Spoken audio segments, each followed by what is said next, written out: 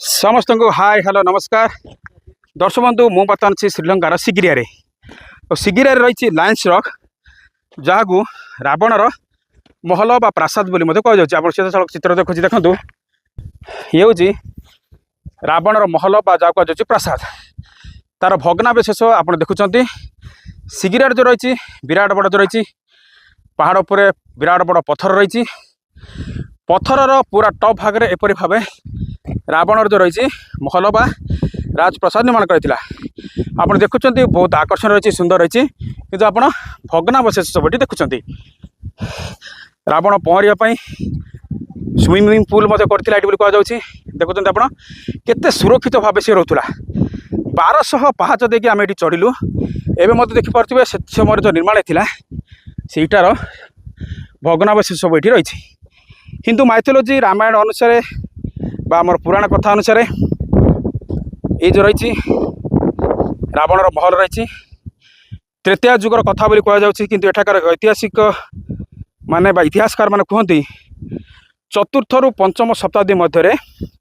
राजा Kashyap king Kashyap या निर्माण करते किंतु हिंदू कथा अनुसार ये हूँ रावणर महल बोलिक कहुच्छी अनेक गुड़े गुंफा रही आपको लायंस रॉक बोली कहते श्रीलंकार जो रही राजधानी कोलंबो ठारू पाखापाखि 150 किलोमीटर दूर में ये सिगिरिया रही सिगिरियार लायंस रॉक रही जहाँ आम रावणर महल बोली कहू किंतु इतिहास पृष्ठ कहुए राजा कश्यप या निर्माण करते 1200 पाहाच चढ़ी एवं आसवा ये कष्टसाध्य होती थोड़े चिंता करूँ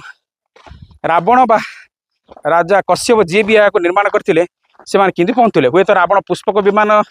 व्यवहार करुव कि राजा कश्यप कौन व्यवहार कले आम जानु देश विदेश अनेक टूरिस्ट पर्यटक मैंने आसुँच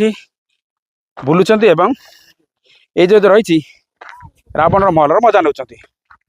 प्राकृतिक सौंदर्यता सहित आर जो रही मनोलोभा परिवेश सबू पर्यटक मान आकर्षित करुच्ची तेणु पृथ्वीर गोटे हेरिटेज सैट्र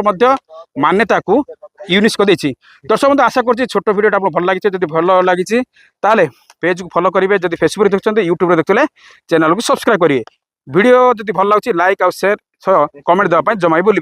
बर्तमान बंद रोचे पुणी थे गोटे नुआ वीडियो खूब शीघ्र देखा धन्यवाद नमस्कार।